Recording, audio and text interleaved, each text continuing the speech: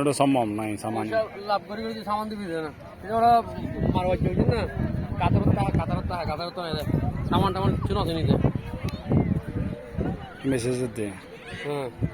সামান দেয় আসলে তুই সামান দোকান করে দিয়েছে না এটা অ্যাড করে দেবে ফ্যামিলি কল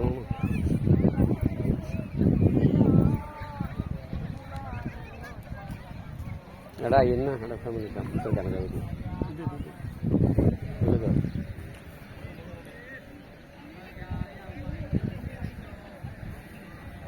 দশ না